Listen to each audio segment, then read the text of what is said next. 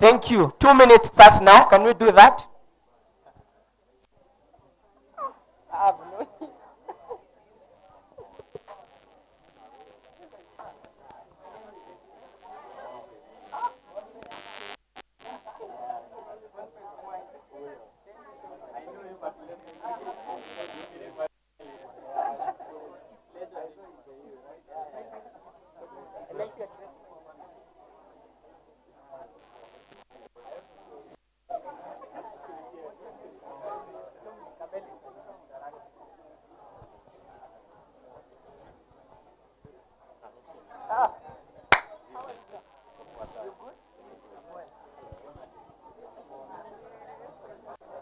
Okay, if you can hear me, clap once.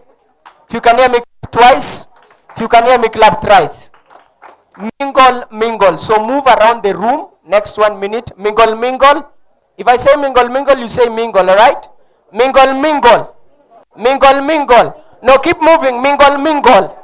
What's your name? I'm Elephant. Mingle, mingle. Mingle, mingle. If you can hear me, clap once. If you can hear me, clap twice. If you are excited, clap 3 times. If I say mingle, mingle, you move around, all right? Mingle, mingle. Mingle, mingle. Groups of 4. Find yourself in groups of 4. Groups of 4. Groups of 4. Shh. If you can hear me, clap once. Are you in group of 4? Now make sure the way you are 4 that way. Sit the way you are in groups of 4. Don't go back to your seat. Mkae hivo. Alright? Find 4 seats. Sit there. Can we do that? Let's do that very quickly. The way you are in groups.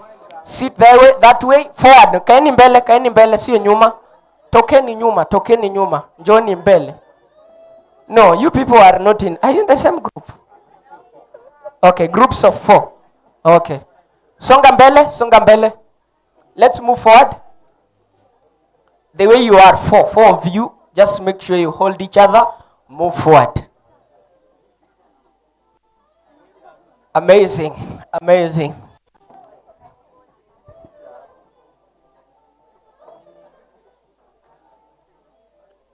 So are we good? How are you feeling? Make sure you are in groups of 4. Don't sit where you are seated. How are you seated here? Okay. Okay. Were you seated here? Oh, you are the visitors. I love it. I love it. I love it. How are you feeling seated next to a stranger? Nice.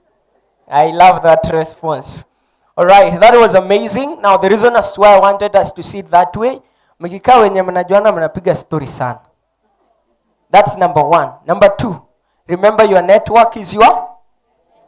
I have spoken to a few of you. And you might not know whether you are talking to an investor as young as you are. Okay?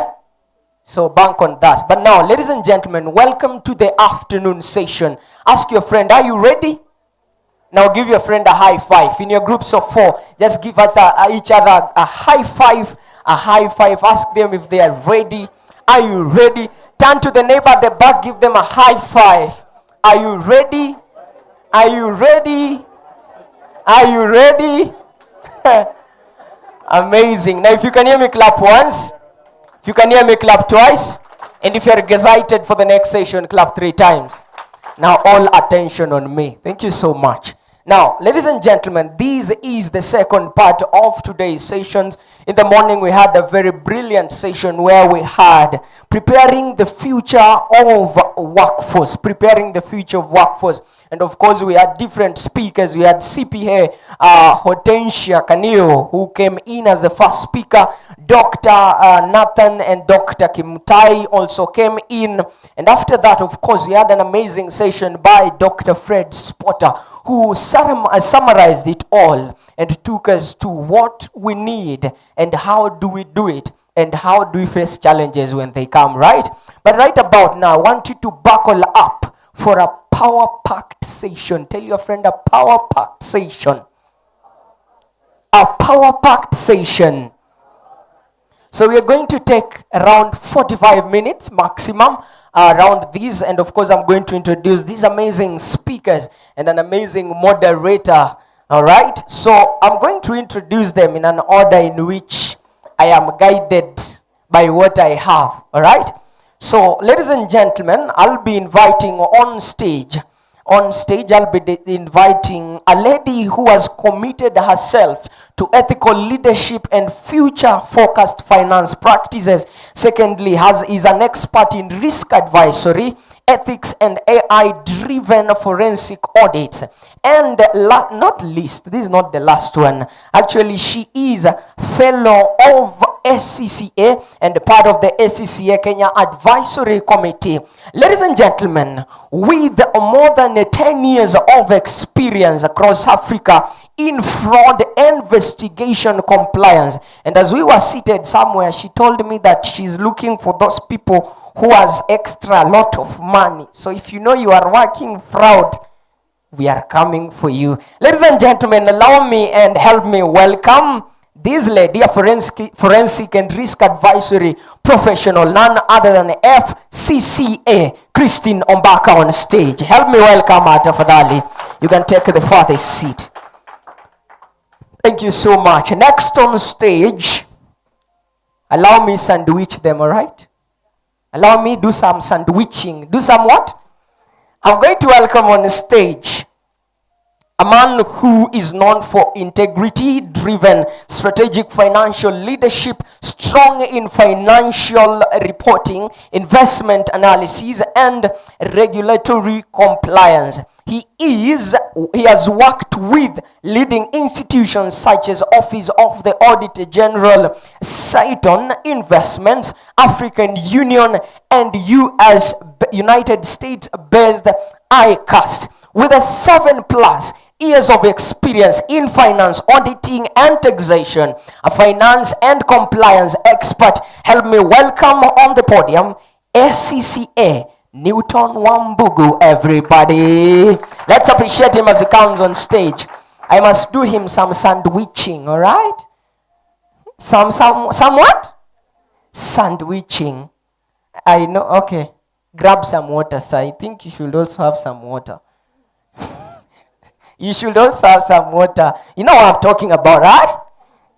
Anyway, next on stage, allow me welcome a lady who is very amazing. She's very simple, simplicity, but with a lot in her. She is passionate about matching people to purpose and potential. She has specialized in accounting, tech, and customer service roles. Recruits top talent across industries globally. You will be surprised to see a global talent acquisition specialist, none other than Madam Wambui Purity, everybody.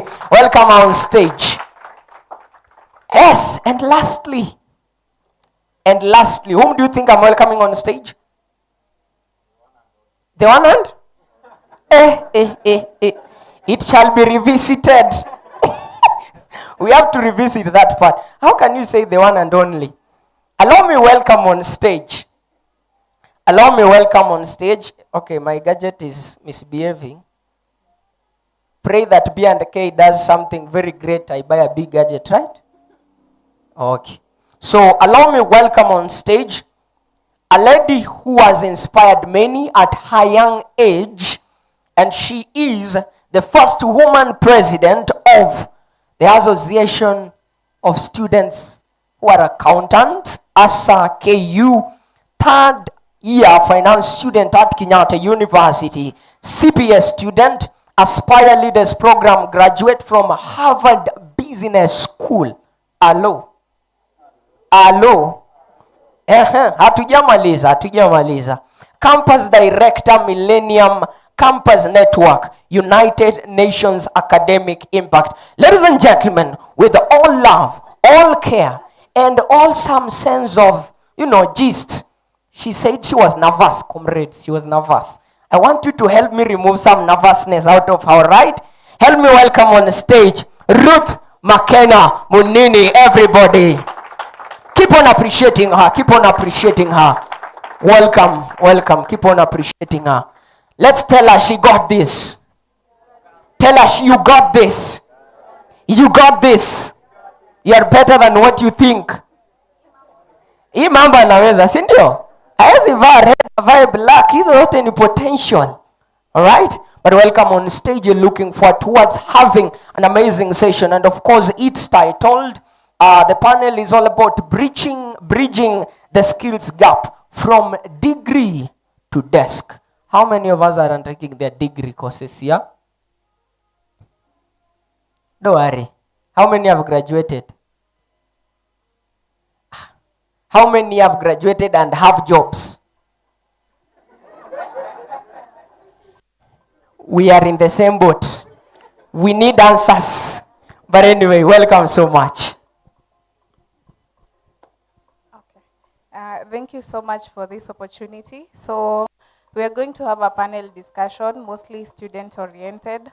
So I want to start with the first question, understanding the gap. What was your first job or hustle as a student or graduate, and what did it teach you? So we can start with Christine.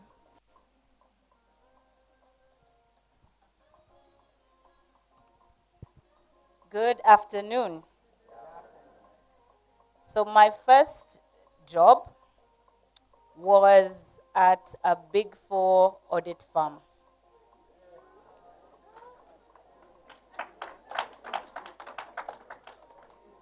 So with that came a lot of speed. There was no wasting time.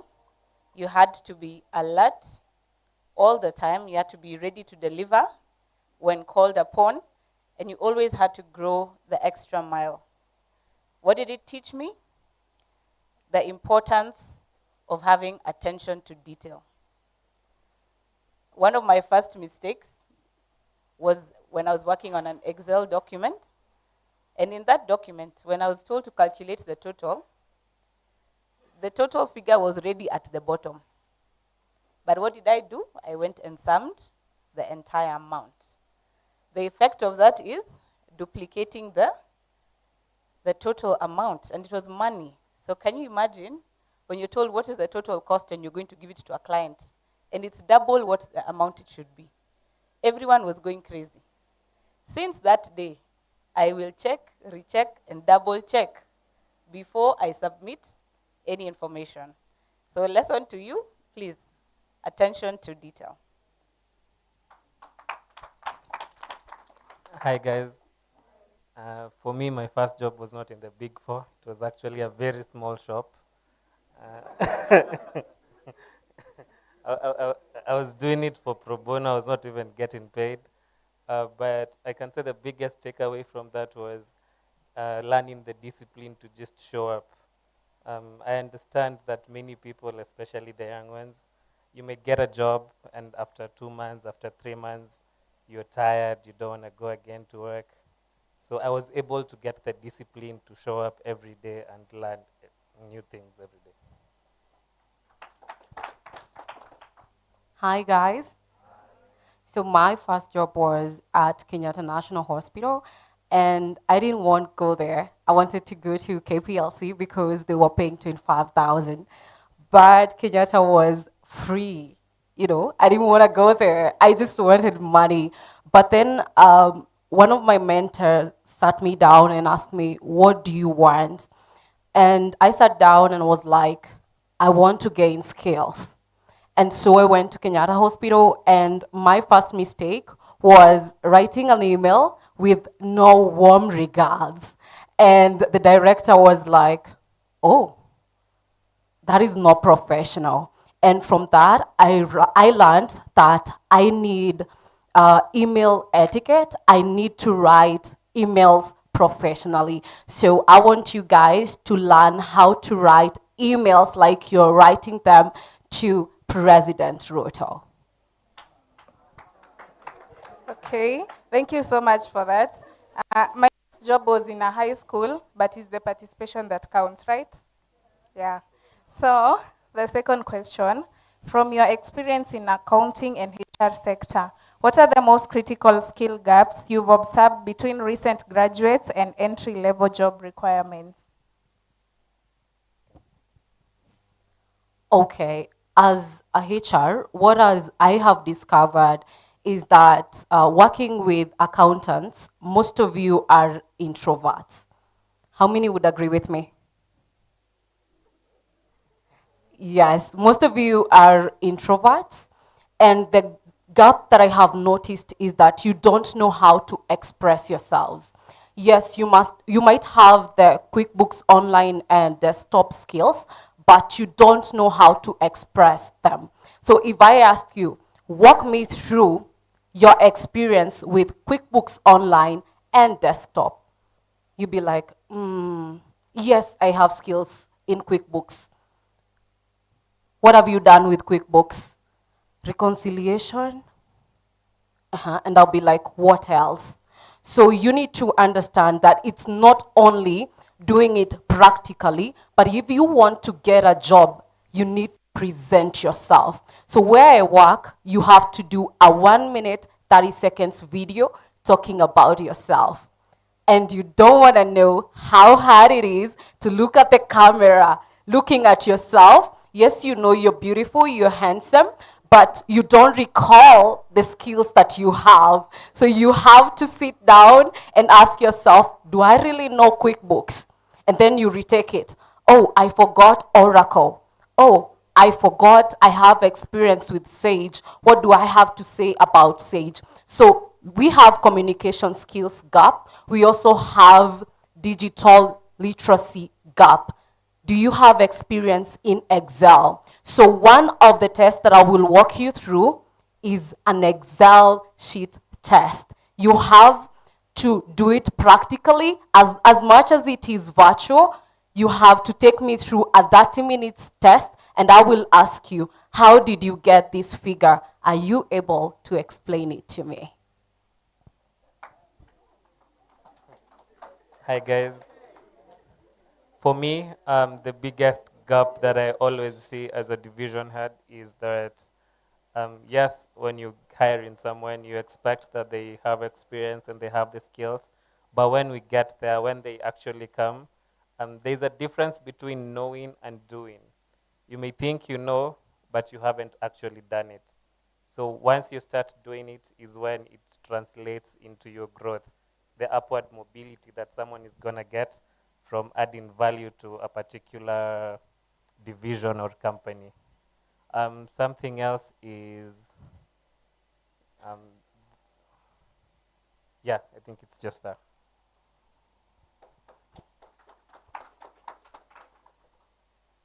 My input to this conversation would be the issue where we do not understand the operating environment. Yes, you're an accountant. What you know is debit and credit. But if I ask you what the strategy or vision of a company is, you have no idea. If I come to you and ask you, you're at Kenyatta University, you're studying business, what other courses are offered in that institution? You have no interest.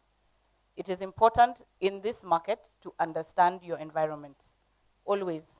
Always know what other departments are there. Know the names of your leadership. Interact with these people and see what it is they do on a day-to-day basis. As an accountant, one day you'll be called and told, come and help us in preparation of a budget. If you don't know what your marketing team does, you will not know what numbers they work with. Emergencies come up.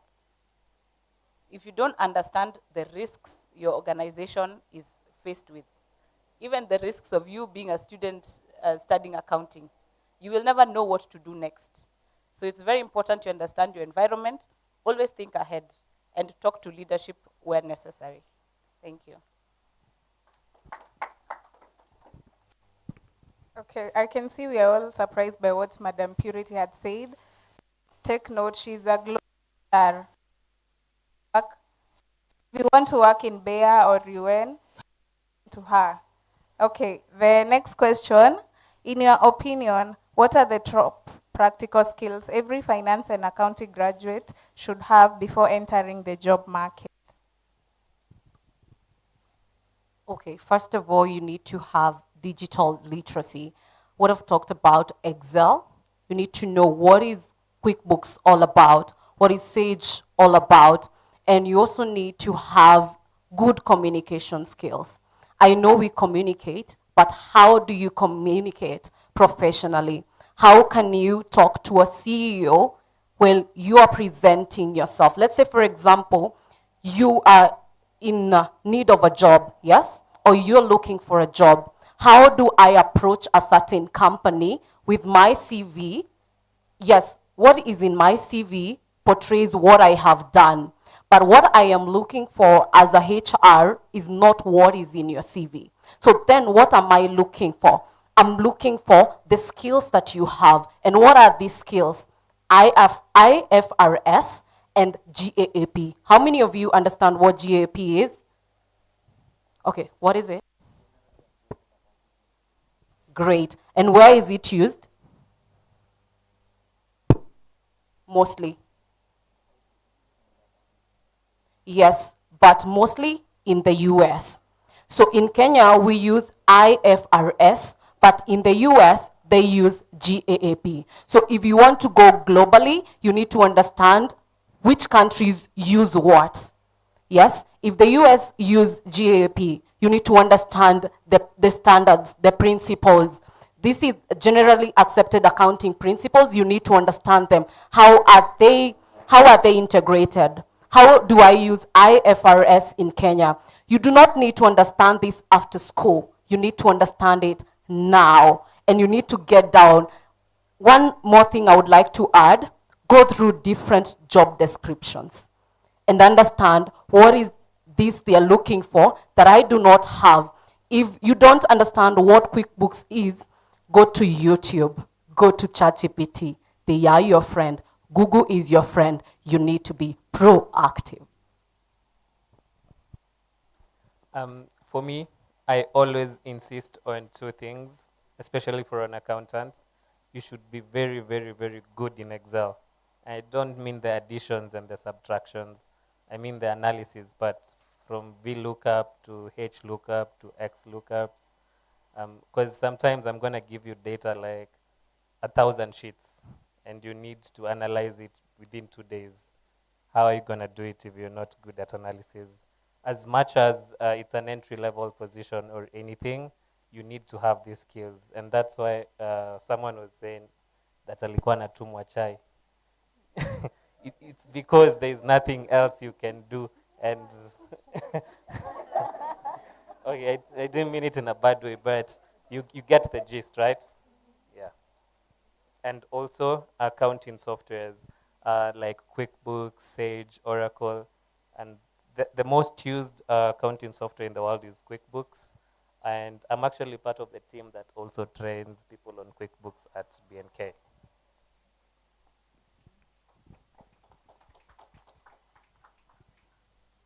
Okay, the gap that I have seen is in relation to interpretation of the work that you're doing. If, in this case, for example, you're given a data set of 2,000 and you're told, analyze this. You do Excel and present it to your boss. What will make you stand out is being able to understand and interpret what it is you're doing. So that when you're submitting it to your boss, you'll say, I have noted that there's a downward trend compared to the previous year. You have added value over someone else who will do it and send an email back to their boss. This is how you get into discussions with management, because they can see you're able to think strategically. You're not just doing the tasks at an operational level. You have a global picture in mind. So that is what is one of the gaps that is there when people get into the job market. Okay, thank you so much for your insights. Most of you have mentioned about skills and having technical knowledge of the accounting softwares. So moving on to the next question, how important are industry certifications, for example, CPA, ACCA, and short courses like the ones offered by BNK? And when is the right time for students to start pursuing them? Okay, the reason as to why CPA is important is because it is the baseline of every employer. And number two, for me as a HR, it shows discipline. If you finished CPA 1, you went to 2, 3, what discipline do you have to finish up to CPA 6 and also become a CPA K? If you have an issue let's say, for example, you're having an issue with the technical skills that you have and you don't know anyone to run to, you can run to one of your members in the CPAK Grow. Hi. So for me, I'm gonna focus majorly on the question was importance of ACCA and CPA. First of all, you should know that these are the things that actually get you there. They just get you to the door. But what's gonna keep you inside, what's gonna give you a trajectory up, is the value that you bring. So again, we go back to the courses offered by BNK. The certificates will get you to the door, but the growth initiative should come from you. What can you do? How are you helping me? Like probably I have meetings. Are you able to shadow me or do something when I'm not around? Those are the things that you grow on and focus on for you to become a better person. Allow me to ride on what they have said, that certifications are very key in this job market, especially as accountants. It is very difficult for you to get a job just because you studied BCom, accounting option. They will always ask, do you have? Or you'll be recommended if you have CPA, if you have your ACCA, if you have any other accounting certification. And the courses that BNK are offering are actually going to be a great step for you because you're showing you're able to apply the skills that you have learned. When is a good time? As soon as possible. If you're in your first year, if you're in your second year, and you have a bit of time, that would be a good time for you to start venturing into this. You'll find that people get into the job market, they don't have this. Then work is pressuring. Then you're told for the promotion, you need to have your CPA. So you start rushing with doubling work and school at the same time. If you are able to start doing your certifications right now, kindly begin.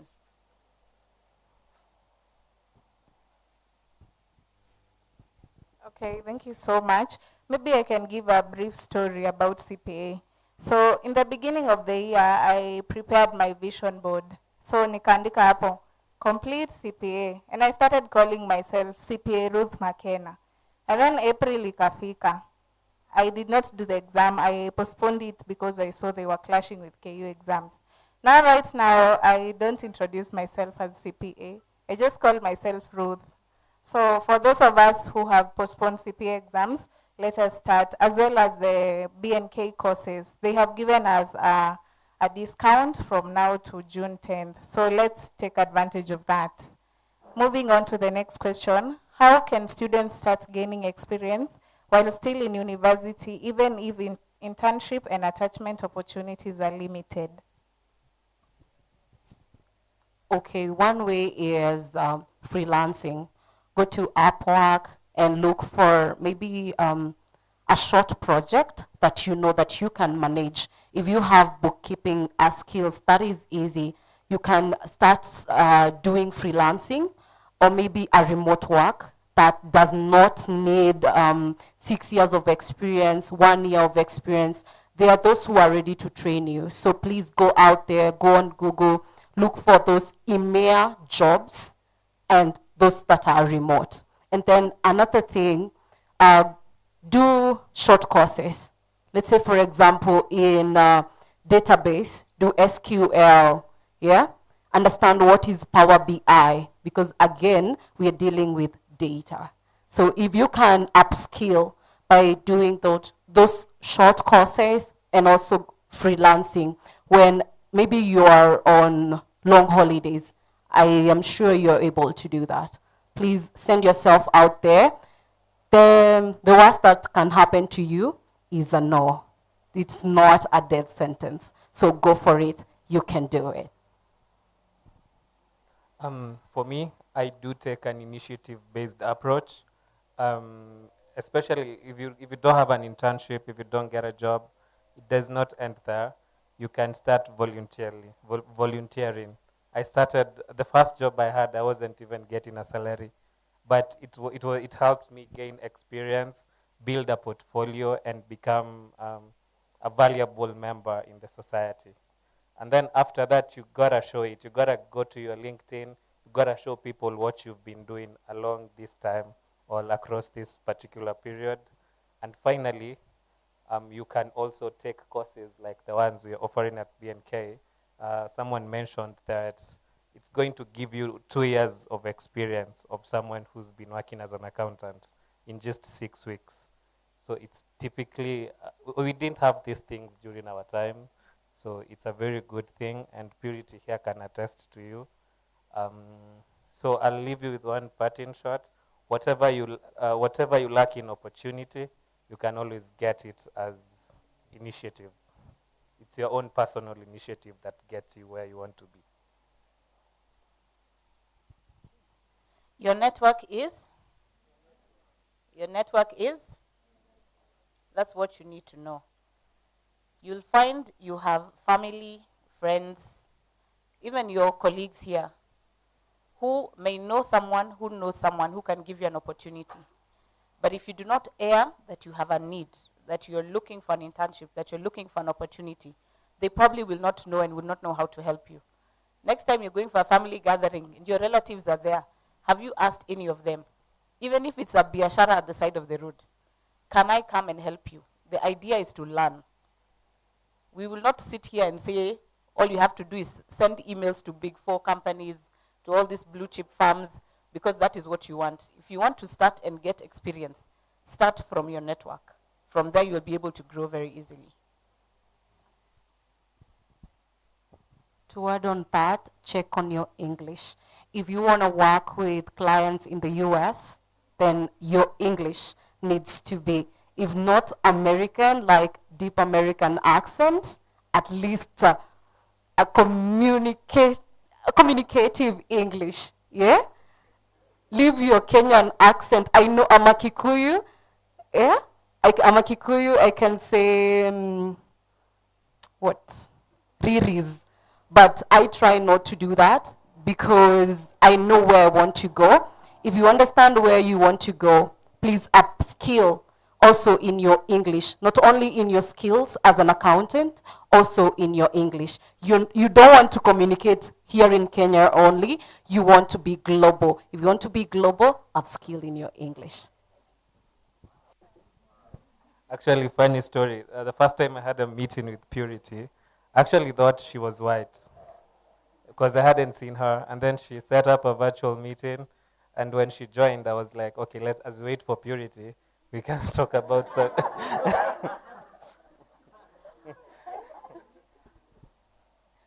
Okay, so we have been told to air your interest, volunteer yourself, and have good English. Now, Mr. Boniface, I have good English. I am airing my problem. I am volunteering. Does BNK want an employee? And I have gotten a job. Moving on swiftly. In the next 5 years, what areas of finance or accounting do you predict will grow exponentially, and what should students do to prepare themselves? Okay, one of the areas is tax. As you know, you only know NSSF and HIF, the statutory deductions here in Kenya. But when you move to other countries like the US, you need to understand something we call WR2S and Form 1990S. So go and dig deep and understand what are those. Another thing is compliance. Now, there is another role that I have, that is payroll analyst. I didn't know that actually accounting, HR can be separated and you can specialize. So we're moving from finance itself to fintech and also to digital literacy in terms of you can be a financial analyst. The only thing you do is, let's say for example, you analyze what an accountant has given, yes? And you give predictions of what will happen in the future. So that will be your work. So you need to understand the different roles that are coming up. Number one, you need to be good in tax. You need to be good in audits. You need to be good in compliance. Something else that is coming up, just to add on what she's saying, is financial planning and analysis. This is a very overlooked sector, and out here it pays a lot of money if you just have the skills to do what we call FP&A. FP&A is where you may want to do debt restructuring, or a company is thinking in investing or raising funds. Do I do it via debt? Do I do it via capital? Which is more advantageous? And for you to do that, you need to be very good in data analysis. So if everything boils down to data, data, data. And for you to be good at data analysis, you also need to be good in the simple bookkeeping and accounting stuff. Allow me to emphasize on the issue of data analysis. Right now, we're in a data-driven society. There's data everywhere, left, right, and center. When you came in, you were putting in your information somewhere. So you can imagine the amount of data that is out there. We need people to analyze this data to make informed decisions based on this. Secondly, we have what we call ESG and sustainability reporting. Who knows what ESG is?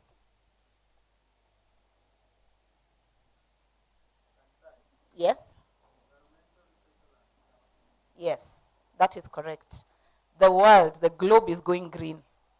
And it needs to show, even in reports, you get saved taxes as an organization if you appear to be going green or saving the environment. So this is an area that if you have not been specializing in, kindly start reading into it so you can start edging yourself compared to your peers. Thank you. And actually, there is money in saving the environment. There is a carbon footprint fee that you are paid. I'm not sure of the rates for every carbon footprint that you're able to save or something like that. Okay, thank you so much for that. Now we move to the employer perspective. What specific skills do employers prioritize when recruiting entry-level employees? Number 1, communication skills. Number 2, problem solving. Number 3, adaptability. And when I talk about adaptability, it's not when we talk about we need to start coming to work at 7 because we are not finishing what we have promised to finish by end of day. And as a Gen Z, you're like, hell no, I cannot do that. Why should I do that? My contract says I should be here by 7 a.m., by 8 a.m. to 5 p.m. So the 1 hour, I'm not doing it. So you're not that kind of person, right? So you need to be adaptable. If, for example, you're not yet done with your project and you need 1 more hour to finish up with your project, what do? You give it because you're adding to your skills, yeah? Number 3, it is all about your digital or digital literacy in terms of, as a finance person, in terms of ERPs. ERPs are QuickBooks, Sage, Oracle. You need to understand all those. And by understanding, I mean, if I ask you, walk me through your experience in QuickBooks, walk me through your experience in ERPs, you're able to explain, you're able to walk me through the different ERPs that you have interacted with. So you need to go out there. If you don't know, you need to go out there on YouTube, Google, ChatGPT, and interact, familiarize yourself with them, because if you don't, you'll be left behind. And whose fault is it? It is yours. Over to you. For me, I emphasize on technical expertise and communication. Let me explain further. Assuming I have hired an intern, for me, for the first 5 hours of my day, I'm usually very, very busy that I'm not sure I'm even going to get that 20 minutes to come and show you how to do something. So technical expertise is very important. That's what we like to look for first. Second is communication. You need to be able to turn numbers into a story. These rich people, these company owners, they really don't want the nitty-gritties. They want you to tell the story. Why is this happening? if it's happening, what next, or what do we do now? They want someone who is solution-oriented, not just task-oriented people. Good. I believe they have covered the key issues, but what I would also advise is make yourself dependable. As a manager, I want to know I can depend on someone. If you do good quality work, make sure this good quality work is persistent. Don't give me good quality work today, and then tomorrow you send me trash. I will never give you the job again, because I don't know what you will give me next time. So always be consistent in your delivery and always be dependable. If I need you somewhere for a meeting, show up on time. Don't be late. Don't come with excuses. And communication, communication, communication. That is the number one skill that is required. Thank you. Make your son proud. Okay, moving on to the last question. There is a lot of pressure to have it figured out by the time we graduate. What advice would you give a student who is unsure about their exact path in finance? There is a lot of pressure to have it figured out by the time we graduate. What advice would you give a student who is unsure about their exact path in finance? Okay, what I would advise is volunteer, volunteer, volunteer. Go for those internships, go for those attachments. As much as they're not paying you, at least you have a reward of skills. Yes, I wasn't paid at Kenyatta National Hospital, and some few months after I was employed as an as a human resource assistant, because it was a startup. And my friend, we were working with her at Kenyatta National Hospital, and she recommended me, and she asked me, would you want to go? And I told her, yes, I'm just at home. I just want to upskill. And I went. After 2 months, the manager there, so the work that she's giving and what she's bringing on the table is good. We can give her 10,000. That is not enough, because it is 5,000 goes to transport and 5,000 goes to what I will wear, and some makeup, just for me to be pretty, and all that. But then I took it upon myself to go out there and learn, because I need these skills. If it were not for the risks that I took, the opportunities that I took, I wouldn't be here working for Sovo Global. I wouldn't be a human resource consultant today. So I encourage you to be a volunteer. You can be a UN volunteer. They give you something. It's not just volunteering, right? And even if you're not being paid, just go for the reward of skills and upskilling yourself for your tomorrow. It is usually rewarding, not at that moment, but in future. What I'd advise you guys to do is don't specialize as early as now. Become a generalist. Explore various sectors. Try audit, try out finance, try out accounting, try out data science. Try as much as possible, so that when you become a more experienced person and you want to specialize in a particular service, you can now specialize, and it will be much easier for you, because you'll know what you want to do. Working has to be fun. Sometimes I talk to my friends in the Big Four, and they're like, I hate my job and all. I look forward to waking up in the morning and going to work, because I know what I love to do, and imefika mahali where it's not just a job, it's part of me. You get? Yeah.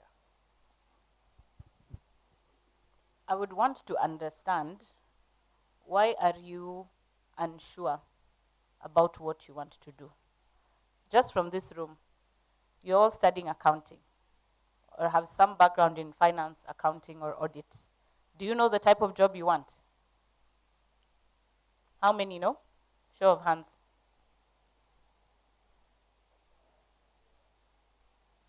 Okay, some of you know. That's a good thing. But if you don't, go with what you find. I'll tell you personally, I also went into finance just because I knew I was good at math, so it will be easy. Then when it came to internship, I got posted in the HR department. What does HR have to do with accounting? But let me tell you, that's what got me to where I am today. When I got into HR, I got curious. HR go for what we call disciplinary. I one day asked my boss at the time, can I come into one of these disciplinary meetings with you? And she said, sure thing, just come and take notes. Then I started getting curious. How did money get stolen from the bank?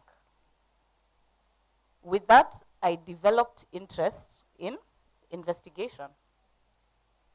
And just from that encounter at HR, I decided to be purposeful about looking for jobs that deal with investigation. And I landed at a Big Four firm within the forensic and investigation department. It's not always going to be what you had in mind is what you will end up doing, but it's always good to work towards the purpose that you identify as soon as you identify it. So in whatever space you find yourself in, please take advantage of that, and you will find a future in it. 3-4 years down the line, if you don't like it, do you know you can change? There's no script that I have to start in accounting and finish. You can study accounting now, in the next 5 years you decide this is not it. You want to go into marketing. You want to be a social media influencer. And you will go and you'll get your monies and you'll have purpose and you'll be happy. So there's no quick fix. There's no script of what an ideal job is, but go with whatever you feel like. If you have one, go for what it is that you want to do. Thank you. Perhaps one last thing I would also insist on is freelance. There are a lot of clients out here who can't afford professional services. But if you go as a freelance person and give them better rates, they're gonna wanna work with you, and believe me, you will grow with them. Someone paying you 20,000 right now is not gonna pay you 20,000 after 4 months or after 5 months of you doing something like 2 hours a day for them. So freelance. There are a lot of clients out here. Thank you so much for that. Maybe we can take some questions.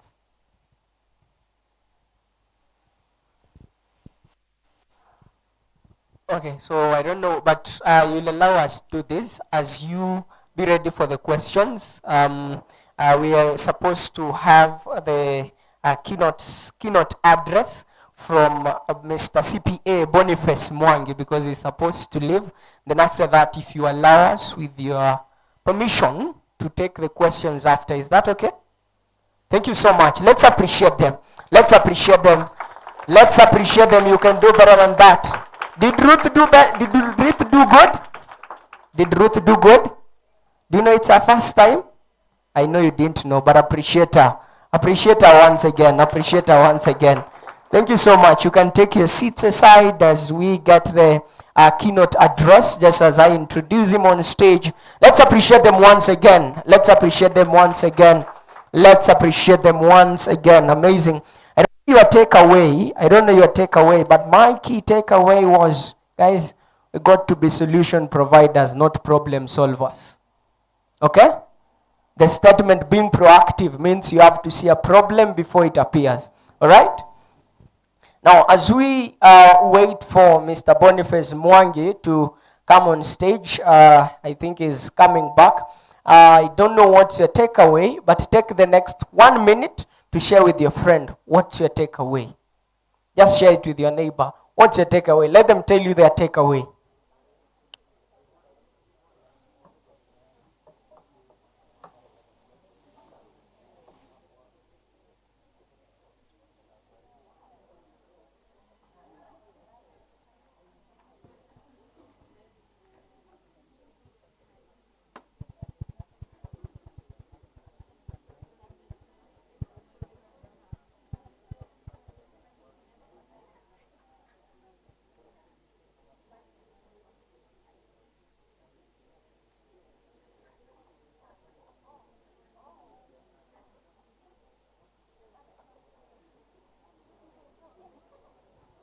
Remember to use good English, comrade.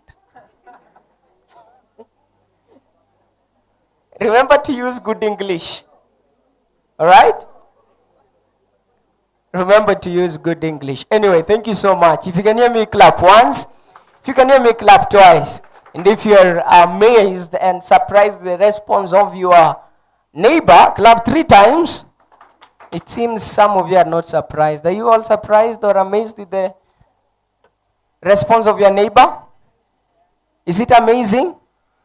All right, amazing. So ladies and gentlemen, I'm going to invite on stage a man who is the carrier of vision behind much of what is happening today. But again, because of decorum and etiquette, tell your friend decorum and etiquette.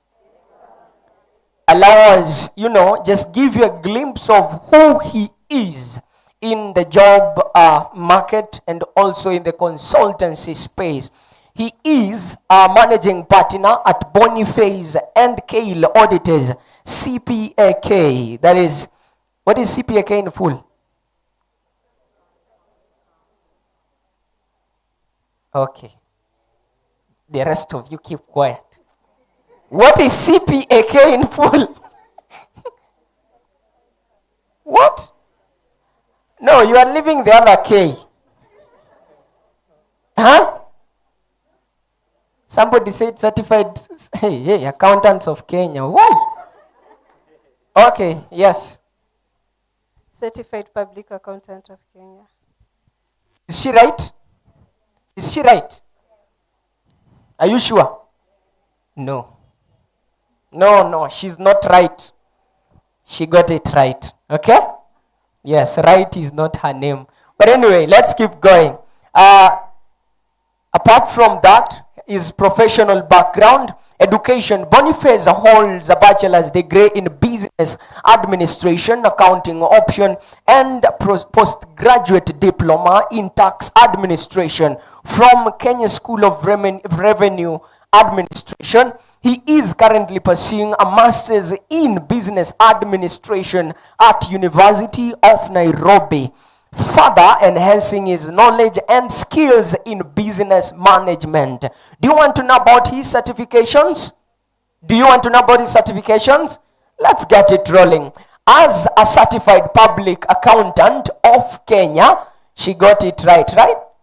Yes, CPAK, Boniface adheres to the highest professional standards, ensuring quality and integrity in all engagements that he does. Do you want to hear about his key contributions, or should I leave it there? I'm reading this and I'm asking myself, where have a eulogy? If you add to the professors. Now, his key contributions, strategic leadership. Boniface is dedicated to fostering strong client relationships and ensuring the delivery of tailored solutions to meet diverse needs. Secondly, team development. He actively mentors associates, promoting a culture of continuous learning and professional growth within the firm. Quality assurance, that is his third key contribution. Under his leadership, the firm maintains rigorous compliance with the regularities standards, ensuring reliability in audit and tax services. With a strong foundation in both practical experience and academic achievement, Boniface Mwangi leads Boniface and Kale Auditors, CPAK, with vision and integrity, positioning the firm as a trusted partner in audit and tax consultancy. Ladies and gentlemen, with all form of love, allow me welcome and appreciate none other than CPA Boniface Mwangi on stage, everybody. Let's appreciate him. Welcome so much. Thank you so much. Good evening. I prepared a speech to give today. Unfortunately, most of the people that came before me exhausted almost everything. So I'm going to share my journey with you, the opportunities, the challenges that I faced along the way. And I also proudly introduce some of the students that we have currently. I think today we have around 3 of them. So maybe they can come here and say hi and say what they have been doing and how the program has transformed their journey in the last couple of months. Then we will have a small talk about my journey and how far I've come as a consultant and as someone who is actually an entrepreneur, and how we came around us having these kind of forums. We started the first mentorship program in 2016. That was just a few months after I started the company. So we'll be talking about that and then give you an opportunity to ask all the questions that you might need. So I'll be very brief since I'm the last speaker. I don't want to discuss most of the things that have been discussed. When I saw the poster, which was prepared by Naomi and the team, I think I was among the few people, me and Newton and a few of us, that did not have a doctorate. So I felt like we will learn. So today I came to learn, and it's been very interesting. So allow me to introduce some of the people that we have. Miriam, we have Elizabeth, we have Solomon. So these are some of the students that joined our program in January for bookkeeping class. Maybe I'll give them each a minute to say the math that they have been able to do, their journey, and then we'll talk a little bit, and then I'll let you guys go. So we'll start with, you can come here. We have so many others that have done the program this year, but I think these are the ones who are able to come today. Good afternoon. Good afternoon once again. I actually wonder why we speak in English when we have almost all of us black. We could use Kiswahili for us to understand better. But I'm Solomon. I'm Solomon Ondabu. This is because I'm thinking locally and acting locally. But I start now thinking globally.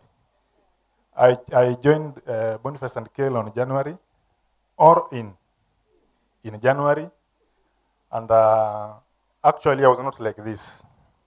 This is just 4 months after joining him. Now I'm dressing like this. I'm trying to figure out how will I be dressed 2 years from now. I think I'll be looking more sharper than this. And Boniface promised me one thing, that now that you've joined us, like the Liverpool fan, you'll never walk alone. He has not left me like that. He's holding my hand. He has tried to polish me up. I was really rusted because ever since I did my CPA some years back, I even bribed to have someone to train me. In fact, this madam talked about something that happened to me in 2017. When I joined the Treasury in 2017 to do an internship, those people are not willing at all to show me even one thing. Nilikuwa natumwa. In fact, I was sent here and there until they gave me a certificate. When I presented it in a given interview, I was not told, how do we do the voting? How do we do the bookkeeping of the constituency funds? And I looked at the man and told him, I'll be learning while doing the work. What he told me, tutakuja kukuita. Since 2017, we have done almost 2 elections. Sijawahi itwa. But thank you very much. Good afternoon. My name is Elizabeth. Yeah, I'm a graduate from Machakos University. I did Bachelor's of Economics and Statistics. So what I can say is actually outside here, it's not that easy. For me, I had stayed almost actually 1 whole year without a job. I've been applying and applying. But ever since I joined B&K, trust me, I can say I'm not the same again. So personally, I can say thank you so very much. And actually, this is very important to me. And it has really helped me a lot. Thank you. Good afternoon. I'm at part of God. We were not prepared. My name is Miriam. I transitioned from pharma, medical field. I really wanted to be an accountant since I was a child. So nikasema, I have to. It's never late in your life to achieve what you want. So nikasema let me go back nianze na CPA, then later nitajua kama nitafanya BCom. Nikafanya CPA. I went for attachment in a very big hospital, Nairobi. I didn't achieve what I really wanted. Nika feel I'm not getting it. I still went for an attachment in a 5-star hotel, huku tu Nairobi. Hiyo tu kutumwa nini, nika feel I'm not getting it. Until I came across Boniface and Kale, nikaona they offer the practical taxation and keeping. I paid. And I can guarantee you, what you pay, na ile knowledge practical utapata, you will end up saying, it's not like, you will feel like wanakupea a lot and unalipa peanut. It's worth. So I can confidently say I can do all the statutories. Naona zile unaulizangwa, can you file VAT nini? I can do all that. Na nimefunzwa tu huku bookkeeping. Bookkeeping imenisaidia. I'm able to do receivables, payables, bank reconciliation, inventory management, all that. Totally, I don't know what to say, but I feel fulfilled. Right now, at nikienda interview, I am not blank, because nikiulizwa, what are you able to do? I can confidently say the skills I have. And the good thing with Boniface and Kale, they teach you practically. Like, unapewa hii ni invoice, I want you to like, ufanye hii kwa, we normally learn using QuickBooks. So, chenye unafunzwa, na ukienda kwa market, it's exactly what you go to do penye utapata job. It's not like ile unasoma kwa class. Hii ni unapewa invoice, unaambiwa nataka ufanye hii, ufanye hii. Kani kufa hizo SHA, hizo all that, we do it practically. So, I'm an ambassador of Boniface and Kale. Thank you. Thank you, guys. Those are some of the people that we have had this year. I think we've had a large group. So I'll just take you back to when all this started.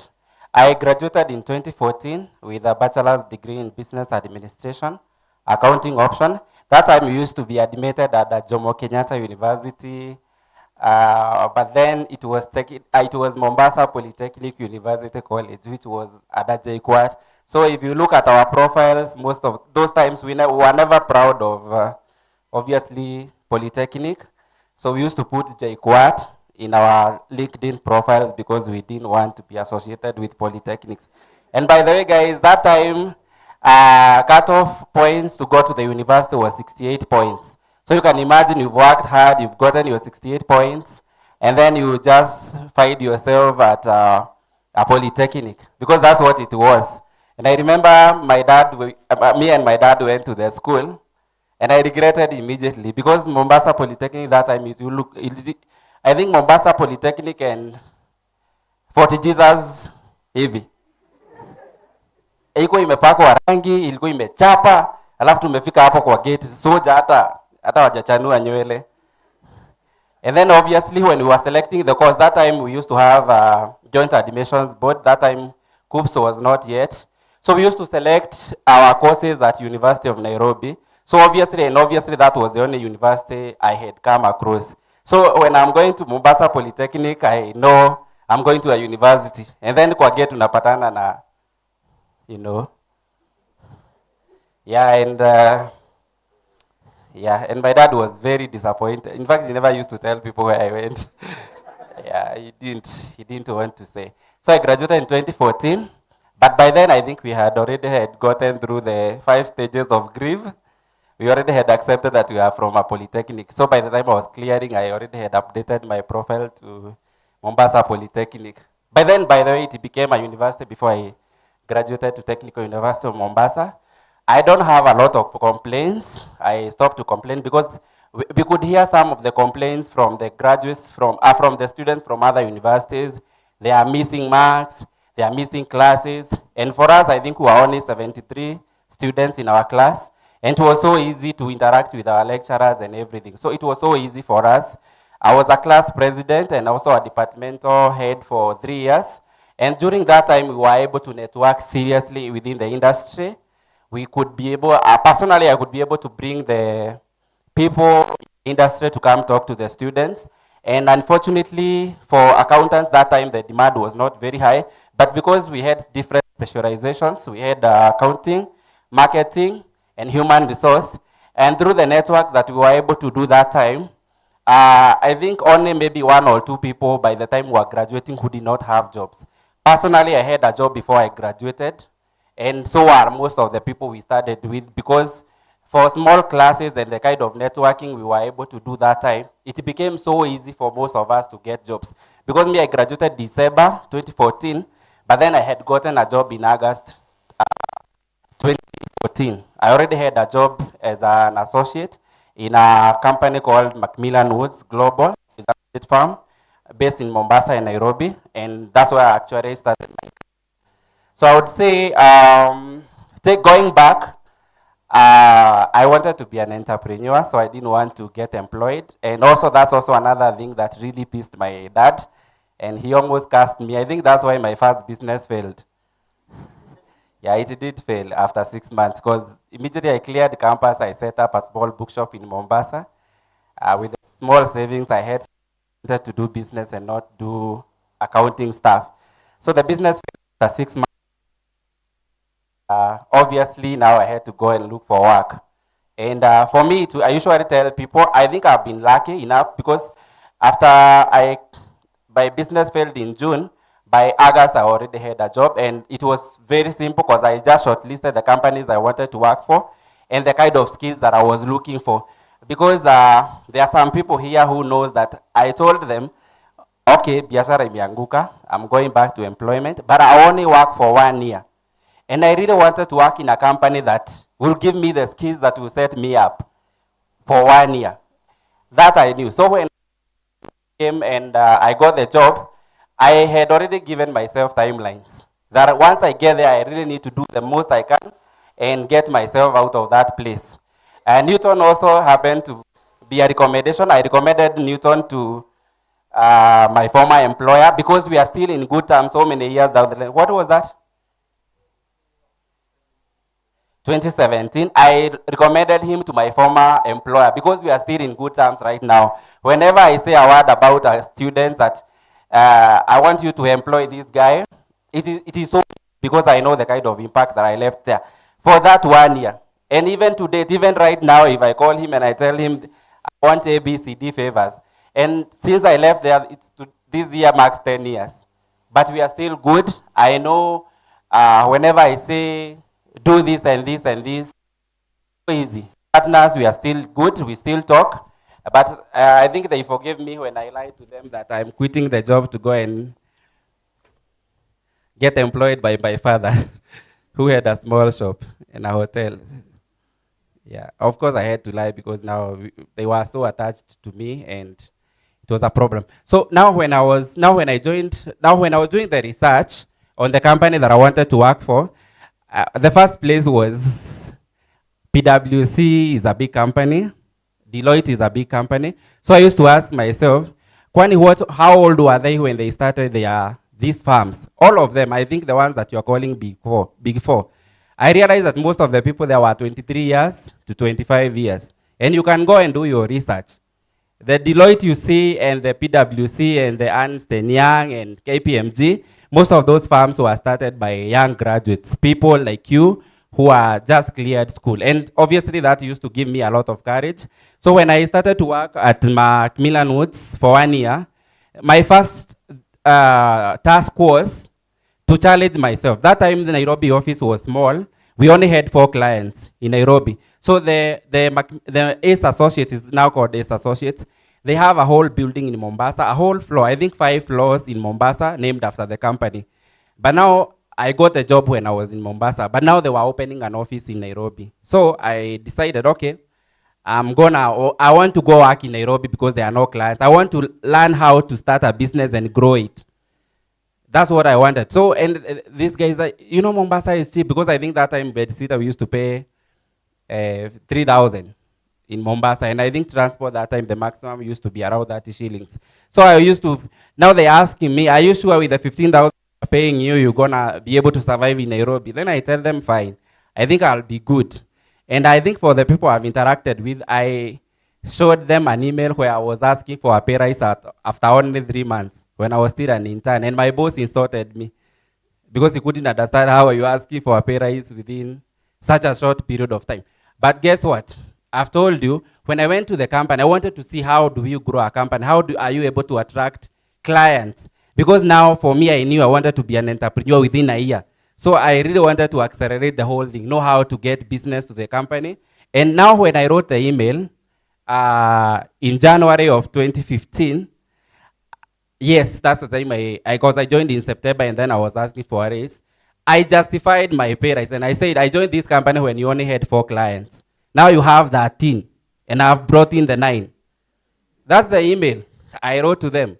Because now I have a lot of time in the office and then I just, from time to time I'll go and pitch. I'm an intern, I'm there 3 months. But I really wanted to see, will this work when I quit and go out there and do my own things? And it did work. Because now by the time 3 months are done, I have brought 9 clients, and those clients were paying well. I think that time the turnover from the 9 clients was above 1 million Kenya shillings. And they were still paying me 15,000. And now I'm asking for a pay rise, and they didn't want to give me the pay rise. You can imagine. In fact, the boss wrote a very nasty email to my, I had sent him the email privately. Sikuwa nimekope wadosi huku wa Nairobi. And then he replies, he copies everyone. He says that I'm only thinking about money. That's what he said in the email. And he says he's more focused on things like discipline, loyalty, and all those things he wrote on the email as if I had not exhibited that. But obviously I didn't want to quit then. I still felt like I still had so much to learn within the company. And after exactly 1 year, I wrote my resignation letter. I registered my company, my small company. Then, of course, this one I know will surprise you, but I was not a CPAK still. So don't get fooled. I was not a CPAK. So when you think that you have to be a CPAK to be able to start, then probably is the procrastination or maybe just shifting goalposts to give yourself excuses as to why you should not start. So me, by then I think that time I was CPA 5 when I actually stopped working at the company. And I've told you, because I was so deep into it and I was so valuable to the company, they could not let me go. Because when I wrote them the resignation, now the partners who had insulted me before, they came to massage me. Literally, eh? Yeah, they came and they took me somewhere. You know, that time eating chicken was a big deal. Yeah, so I think 3-4 days ago, I was showing my daughter my photo then, and she could not believe it is me. Actually, tuliachana na hiyo story juu hakuamini ni mimi. Nilikuwa nimekonda vibaya sana. Hapa by the way hakuna mtu amekonda hivyo. So no one. So she didn't believe that it was me. Tulingangana, she's 6.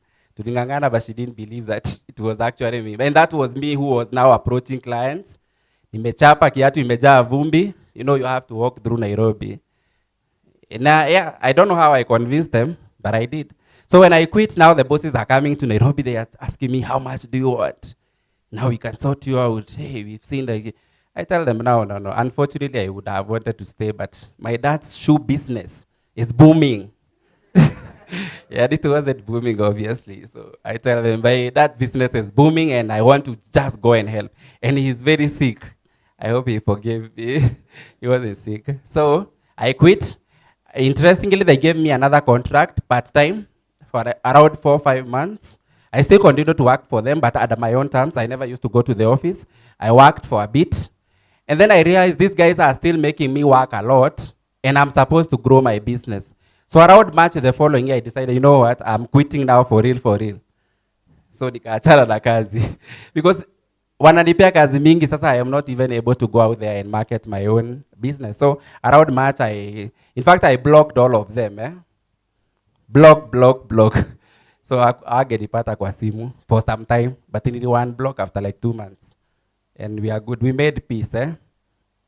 Yeah, and we've met so many times with them professionally. There are so many times, interestingly, I know you may not believe, but they consult me on very serious stuff. And I left there with 1 year of experience. But now it became a journey for me. I had to really invest in myself, learning, interacting with the peers within the industry, navigate it my own way. And by 2016 is when now for 2015, I quit in October 31st.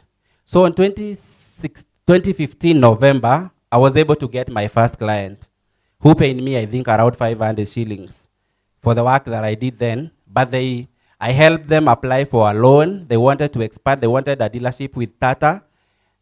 The company is still in Vika. They are still our clients. So they wanted a dealership. So they told me, we don't have money, but we want you to help us with the cash flow projections. They had something we call a floor-based plan with KCB, where they wanted to set up the dealership.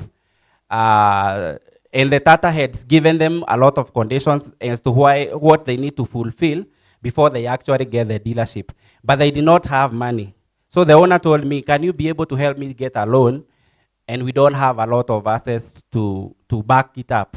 And then I said, why not? And then when they produced the bank statements that I was looking at, it was negative. They had, I think, they had overdrawn with around 53,000. There was actually a bounce check. So these were the guys who I knew definitely wouldn't pay me. But walinilipa. Jamaa mwingine hapo alikuwa manager, alinipea 500 yake, by the way, because the boss didn't have money. Kanambia, Boni, umetufanyia kazi mpoa, shika hii 500. Eventually they ended up giving me the job. I've told you I still work for them so many years down the line. I think this will be the 10th year I'm still working with them. They actually were able to get the loan from Equity and KCB.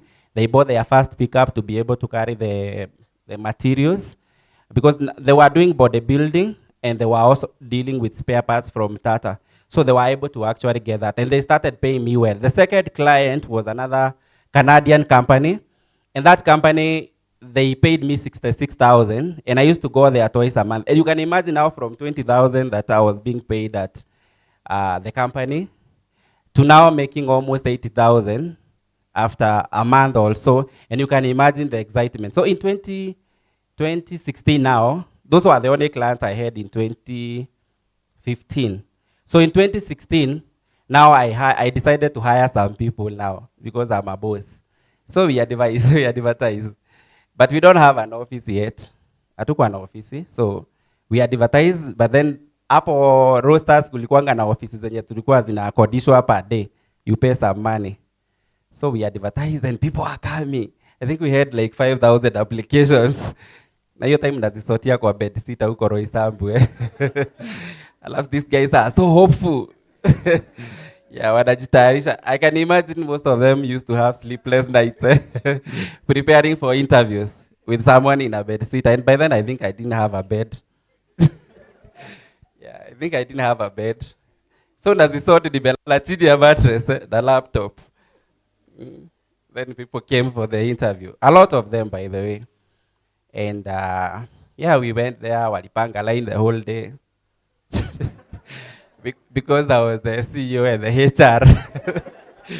Yeah. So my then girlfriend came through also. The guy had hosted for free, who was also looking for a job. He became a panelist. Can you imagine? And he had done engineering. Ametamak 3 years. Sasa yeye ndiye alikuwa panelist ya kwanza hapo, tuko hapo ana interview watu ana kazi. Actually he had told me yeah, he had told me he want to actually become a conductor.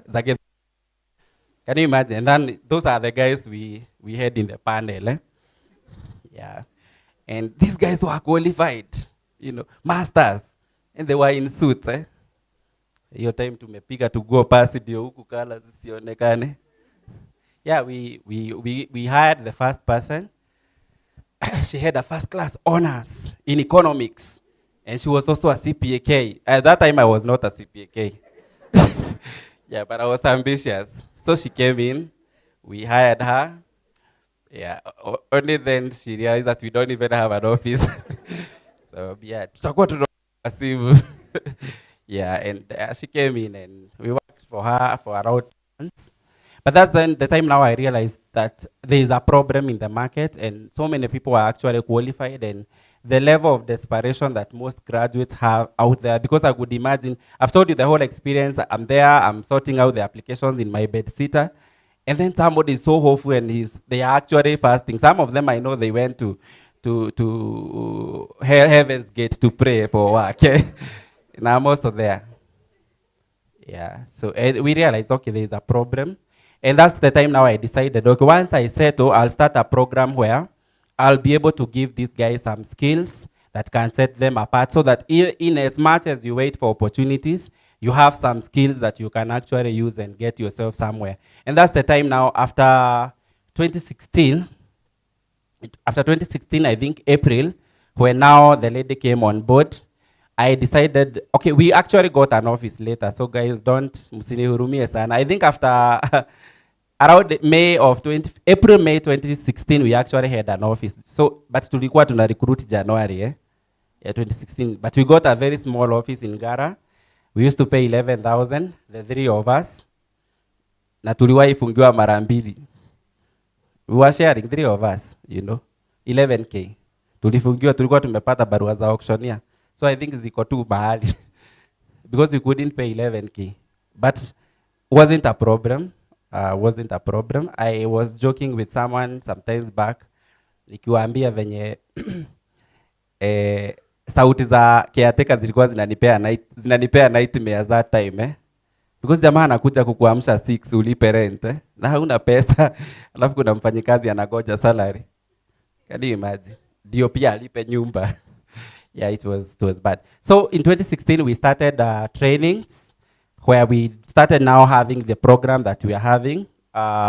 In as much as personally I had not marked a lot, but the level of desperation that I saw when we advertised positions, I actually decided personally that I'll have to do something about it. So in 2016, in August, we had the first batch of students at Kenyatta University who came. Now that time we were charging something small. I think that time we were charging 1,000 bob, but that was just to facilitate, because we didn't have an office that could facilitate the trainees. So we used to go to hotels, then they just take care of their own meals, and we did a lot. I think that year, the same year in 2016, we did a training that was overpaid in Mombasa. I think it was chaotic. We couldn't do the training as we'd hoped, because that time I think there was that movement and people had started to appreciate the importance of getting those kind of skills. So we had advertised in Mombasa, we were targeting only 35 students, but we had over 100. So even the hotel that we had booked that time, it became chaos. And I had to call one of my lecturers to come and help me, because our trainings are practical, so you have to log into iTax, and you have somebody has never interacted with iTax, so you have to log in with them.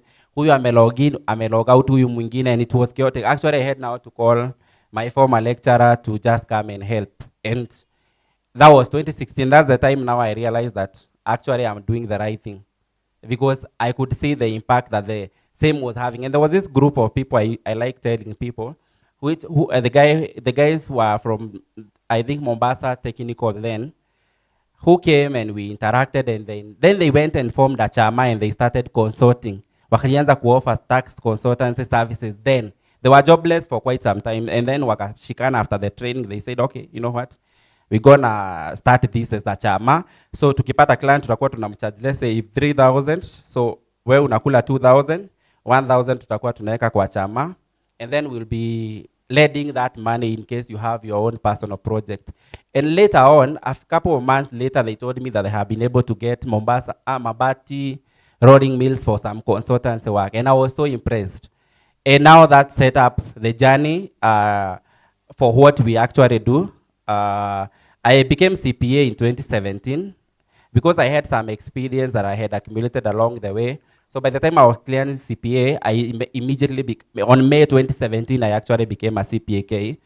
And because I still did not have experience to practice audit, because for audit, once you qualify, you need some extra years of experience for you to, currently it's easy because nowadays we have what we call multiple licenses with this pack, where now if you have some small experience, you can be given the lowest category of license. We call it category M, where you can now do the bookkeeping and all that.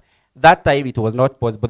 There was only one license that we used to get. So without 5 years of experience, you could not get the license. Are you together? But nowadays it's possible. Once you have 2 years of experience and you are a CPA, you are a CPA finalist, you can actually get the license and start practicing. That time it was not possible to do that.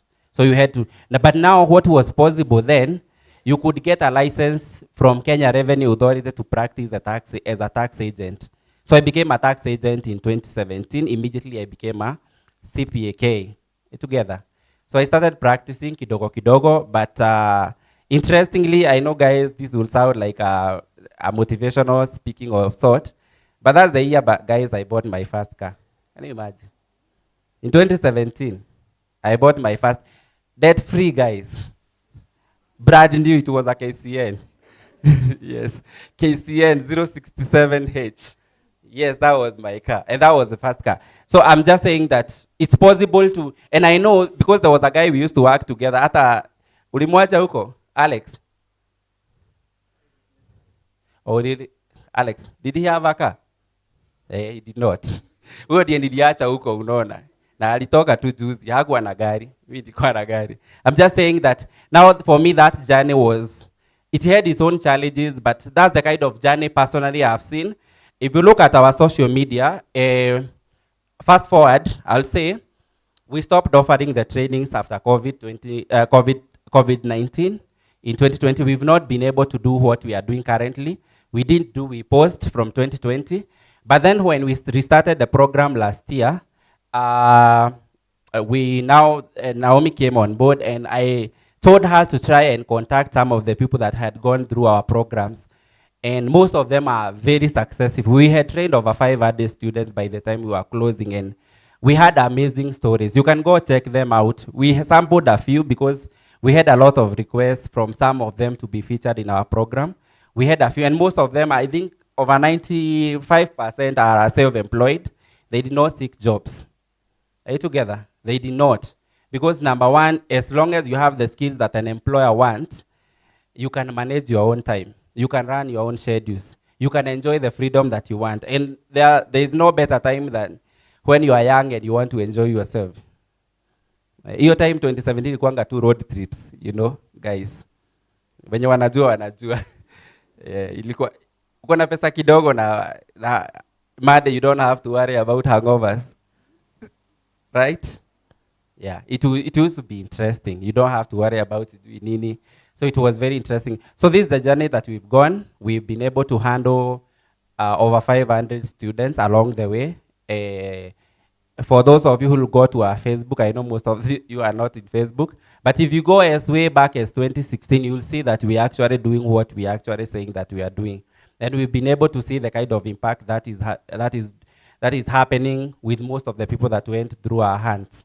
And us now conceptualizing the future of finance, some of the speakers that you saw were able to talk so much about the things that are happening, like Power BI, Python, and everything. And today, allow me to, I was seated next to her during lunchtime, and she said, I was eavesdropping, and she was saying that she's done BIT, and she's doing some accounting roles currently, and she doesn't know what that means to her and her career. And actually, I would say you are actually in the right path, because now the future we are talking about is the future that is integrating accounting and information technology. I had the speakers in the morning talk about the AI, and there was a lady who asked about all this AI. What is AI, and what is it doing to create the kind of disruptions that we are experiencing right now in the accounting profession? Just digress a bit. There was this guy, that guy who has sang Wakailo, You know Wakailo, Then there is the Wakailo guy, the one. Then there is Lenny, yule mwizi, mwenye anachukuanga simu. Mnamjua? Guys, hamjui? Anaitwa Lenny. Then I saw in one of the comments, somebody say, huyu tu peke yake ndiye hata replacewa na AI. And then I read some article where ChatGPT currently, now, the ChatGPT now, there's some things that they are working on, and now they are saying that with the increase of AI, the AI itself, now the intelligence that we are talking about is becoming more intelligent because they were testing something where somebody wants to shut the system that is powered by AI, and then AI is saying, is blackmailing the person that they will tell the wife about their affairs. Because now obviously the system can access some of the messages via WhatsApp. And they're saying now that's becoming disastrous. Can you imagine? Unataka kushut off AI, inakwambia, can I distribute the messages to your wife? Yeah, it obviously, and it's a real thing actually. It's a real thing. It's been programmed. It's OpenAI. We were trying that one. And AI is becoming so intelligent that it's able to sort so many of the challenges that we have. And what does that mean to us, the accountants? It means if you're not so adaptable to so many things that are happening within the industry, you find yourself at a very bad place. Because if AI is threatening to expose some of these things, inaweza atuma vitu zingine hapo. Abel tu anaitanga nyeti. Yeah, if it's threatening to do that, then you know there is a problem, obviously. So, the AI tools we are talking about, there is a lot of things that are happening in terms of data analytics. Power BI, we are talking about Power Business Intelligence, where now accounting is moving from just doing the data and posting the same and giving the results of the profit that you are making, to actually being able to detect things like fraud real time, to be able to analyze and give real-time reports. And this is the kind of work that most of these guys that are employed, unapewa kazi ya kufanya data entry, and you have to wait until the end of the period so that you can analyze the data. AI is able to do that real time and is able to tell you exactly how your business is doing on real time. And now what will happen is that if you guys don't equip yourself with some of the skills that are coming up, the data analytics, if you don't equip yourself on how to properly use AI tools, because now the AI tools are there. I've seen nowadays things like posters, things like templates, like invoicing, the ones that they used to be produced manually. Nowadays, you just need to instruct the system and it's able to distribute, especially the paid artificial intelligence tools. It's able to actually send those things. But now, whether you get replaced or not, it will depend on how fast you are able to move and how fast you are able to adapt with what is happening in the industry. Boniface and KLES will come and teach you the tax and everything, but there are still so much that you also need to do, you guys, to be able to be fully ready to take over some of these things that are happening. I talked to another group, I think like 2 months ago at the University of Nairobi, and I told them, according to statistics, accounting profession will still grow. Even in the face of AI, even in the face of so many things that are happening, it's only a profession that is estimated to grow between 6 and 10% in the next 5 years. So that means that there are still so many good things that are happening that will happen even to those who are already in the profession. And from where I stand, I don't think you, just like Lenny, sidhani kuna siku accountants watawai kuwa wakuwe fully replaced as long as you are able to adopt and as long as you are able to move with times. Are you together? Hizi vitu zote mmeambiwa leo, they may help you or they may not, depending on how you take them. One of the problems I've realized with Gen Z, which is most of you, is procrastination, where you keep on moving, you think you have a lot of time, and then very soon you get married to someone who doesn't want to hear anything other than making babies. Yeah, that's what you realize is a problem. Ulikataa kusoma AI.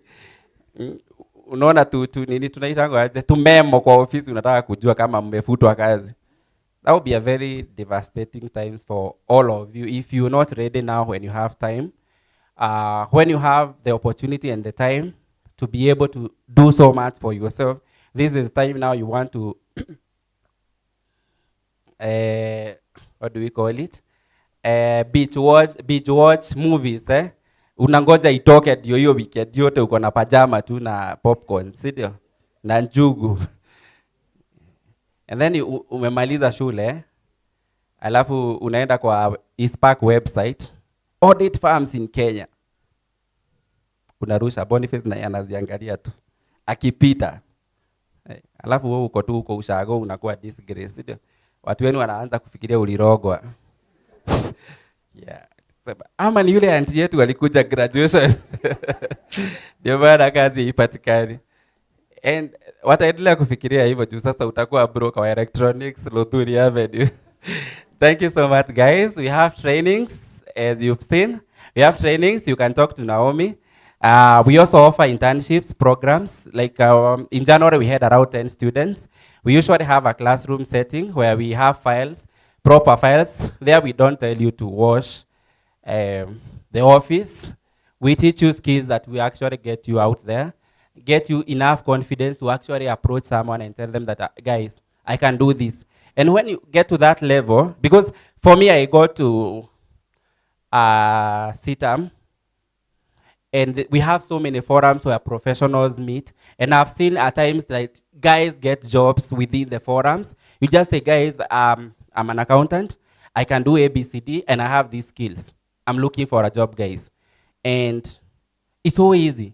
Like the church I go, there are around 5,000 members at a single service. And majority of those people, you know, this is off the camera, nani camera man. CITAM revenue last year was 2.5 billion Kenya shillings. That's the tithes and offerings. Okay, guys? So that tells you the kind of people. Fulani hapo nilikuwa tunaekea software, sadaka ilikuwa inakuja 300 consistently. Yeah. Na kuna mtu alikuwa akimiss hakuna sadaka. Akimiss tu hivi Sunday. Pastor hatapiga hata simu because obviously you had to send the money to the pastor. Yeah. And so I'm just saying, for CITAM, the kind of guys to CITAM, you have their own churches, guys. So mtu akae kwake, sio? But mkitaka kukuja, you're welcome. Any kind of CITAM church. I'm not advocating for them. But my point was, there are so many places I've seen people say, guys, I'm looking for a job. I know QuickBooks. I know Excel. I have a degree in economics. I can do ABCD. And you get them hooked up. You get like 25 guys getting jobs within the same forum. But what will happen if you are a brother there or a sister, you say you can do things, and then you go disappoint the brother, where ndio uko mwenyewe uko unalipa watu pesa yenye hawafai kulipwa. What will happen? Ndogo mnaangaliana aje church? Na wewe ulifanya waende hasara jana. Are you together? So you just have to have those skills that you say you have the skills, and when given the opportunity, you can actually go and deliver what you say you do. And Boniface and Kale, as I conclude, we have that platform. This was us telling you about what is the future of what you guys are studying, but also introduce you to the opportunities that are out there in the market. Engage yourself, invest in yourself, and by the time you're going, I've told you personally, I got myself mentors. So see at your experience, ya 1 year inanibeba mpaka sai. Are you together, guys? Haiwezi nifikisha hapo. But hiyo ilinifungulia milango zenye nilianza nazo. Because I knew I can be able to get clients for myself, and I knew I can actually deliver to those clients. Are you together? Even if it was just at the basic level of recording invoices, doing the little I could. Are you together? And now we run a farm, and I know and I'm confident that whatever we have going, because as I've told you, this is, I think, the 7th month since we introduced the trainings again. We have been able to mentor. There's a guy who didn't come, and he was in the class with Kina Miriam, and he actually got himself clients, right? He's actually working. He's not even finished, because we have bookkeeping, we have advanced accountancy, we have auditing. He actually just finished bookkeeping, and currently he has his own clients. Actually, client wenye anahando ni Wahindi. Are you together? And you know how difficult it is to get a Muhindi client. The guy is a bit ameendaenda kimiaka. Yeah, he's a grown up. So he just decided, you know what, sitakula ngori town. Kama kuna mahali naeza enda nipate skills kidogo. So he's not even a CPA. He had a diploma in, I think, accountancy or something, right? Yeah, he just came, we trained him, and then within 2-3 months, he got himself some clients, and he was jobless for some time, and now he's actually very engaged in a way. He's not even able to come to our classes that are ongoing, and that's a good thing. Are you together? So don't go there, don't sleep, even if it doesn't have to be Boniface and Kale, because Boniface and Kale is an audit firm that serves across 100 companies in a given year. So what we do with the training is not our full-time gig. We are a consultancy firm. We are registered with the Institute of Certified Public Accountants. We work with clients across all industries, whether it is manufacturing, NGOs, and that's our primary role. But now the platform that we have allows you to come and experience that closely, together.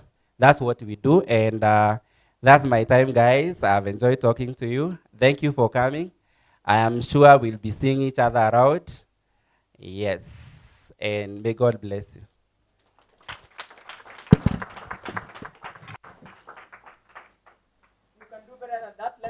Clapping. Let's appreciate him.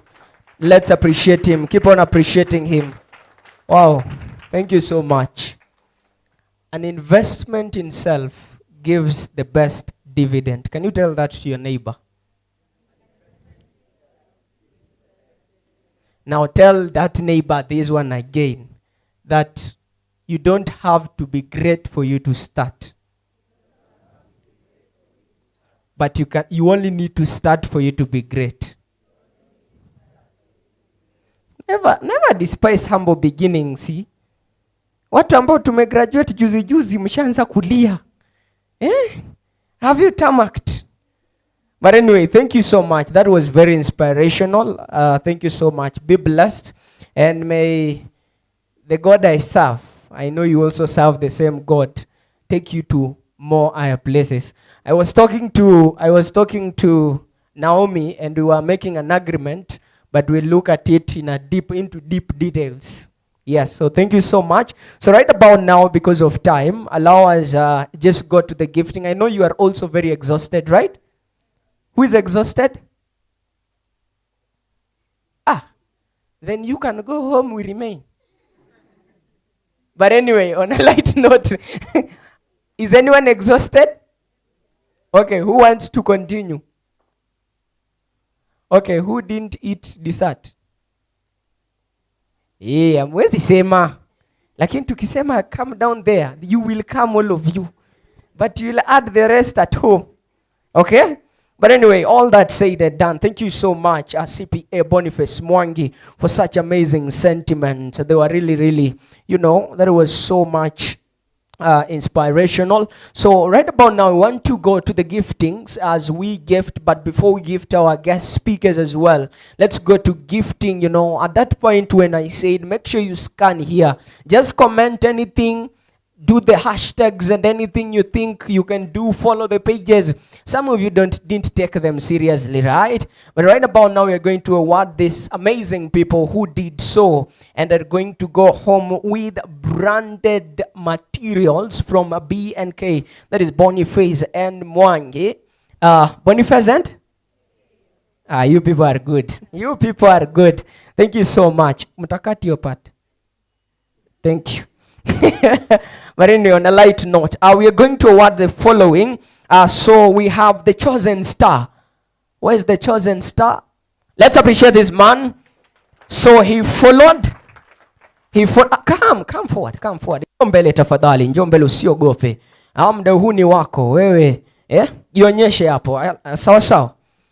He followed, then liked 4 of the videos that are on the page, then commented on 1 video on TikTok. All right? Then I will now encourage Bwana CEO, jamani, hebu tembea mbele, baada yake utaweza kutunukwa atakayefuata. Tuwapongeze jamani, tuwapongeze kazi kuntu wameweza kuifanya. Next on stage we have Elton Butichi. So Elton Butichi appeared on 2 different areas. Number 1, he was able to follow and like videos on Instagram. Then next, he was able to also follow and comment on a TikTok. So let's appreciate him as he comes and gets his t-shirt. Where's he? Jamani, yuko wapi? Tumpongeze. Hamjamuona?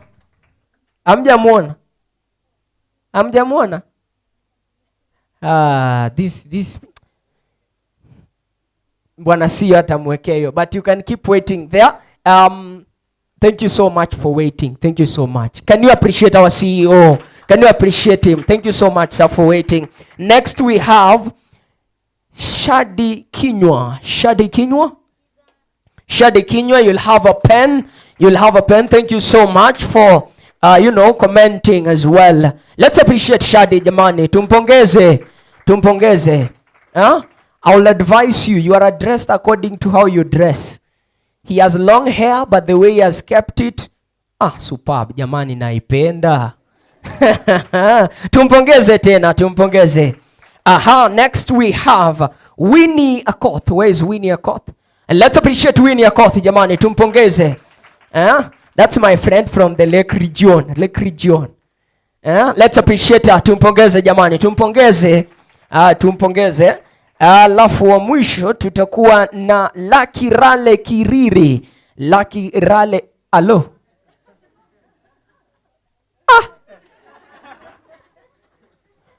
Mutaenda mbinguni na hizo majina 52. But anyway, let's appreciate him. Let's appreciate him. Let's appreciate him. Let's appreciate him. Where is Madam Christine? Majina kama hizi mtafute. Ako na majina 2. Hizo ni accounts ngapi? But anyway, let's appreciate him once again. Thank you so much, sir. Thank you so much, sir. Now next that we are going to have, we are now going to award our speakers, all right? Did they do an amazing job? Mind your language. Now from now henceforth, I'll be speaking and I know I might be seated next to someone who might employ me, right? But I hope you networked and coming out of here, you have something home. Sawa sawa? Yes. So we are going to award our guest speakers and our panelists for the day. Let's appreciate them once again. Let's appreciate them. Let's appreciate them. At the same time, let's appreciate, he's also mentoring me at the same time. We met today for the first time. Let's appreciate Mr. Joel. Let's appreciate Mr. Joel Tijo. We met here for the first time. We were co-emceeing in the morning. And right now he told me, young man, go take the mantle. And here I am. Who am I to deny that task? Have I taken it well? Thank you. Let's appreciate him as well. Let's appreciate him. So we are going to award our panelists. We start with... He's looking at me. He calling my name. All right. Okay. I'll hand over this. I'll hand over this as we go and handle the other things, right? Okay. Okay. Thank you for the guidance. Well taken. Now, I'll be calling the names as my mentor. Is it mentor or mentor? Mind your language. Allow me now. Call first on stage. We have FCCA Christine Ombaka. Everybody, let's appreciate as she comes on stage. Let's appreciate as she comes on stage. Work so hard. In fact, as she gets those ones, I should just read her qualifications. She has a master's in business administration from KU, Bachelor of Arts Economics from University of Nairobi, Bachelor of Science Applied Accounting from Oxford Brookes University. Oh my God. Let me leave it at that. Food for thought. Next on stage, we have SCCA, Mr. Newton Wambugu on stage. Let's welcome him as he gets his gift. Let's appreciate him. You can do better than that. You can do better than that. He has worked with among the offices, his office of the Auditor General. Appreciate him once again. Appreciate him once again. Thank you so much, sir. It's the second time we are meeting and I'm blessed. I'm blessed. We are having good conversations with him as well. Thank you so much, Mr. Newton. Next on stage is none other than our global employer, Madam Purity Wambui. Let's appreciate her. Mind your language, guys. Mind your language. All right? Mind your English. Appreciate her. Look at that smile. Oh, appreciate her. Thank you so much. Be blessed. Be blessed. All right. Next on stage. Drum rolls. Let me hear some drum rolls. Let me hear some drum rolls on your thighs, guys. Drum rolls. Next on stage is CPA Boniface Mwangi. Everybody, let's appreciate him as he comes on stage. Never despise humble beginnings. You should remember his story and keep on clapping. Keep on clapping. You have not suffered. You have not tarmacked. So keep on clapping. You have 3 years to tarmac. Keep on clapping. I don't pray that for you, all right? Since you've been attached to Boniface and Kale and him, you will never tarmac. Should I unveil the other side of me? In Jesus' name. Thank you so much. So right about now, with the guidance of Naomi, and of course, yes, as we seek for her guidance, I don't know how you feel about today. Who wants to tell me something? What's your feedback? What's your feedback? How do you feel? How are you feeling today? How are you feeling after all this session? But once again, allow me appreciate you for waiting until now. Appreciate yourselves. I know it's on a Saturday.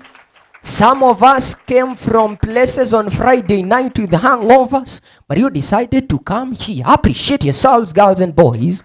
Appreciate yourselves. Appreciate yourselves as I wait for guidance.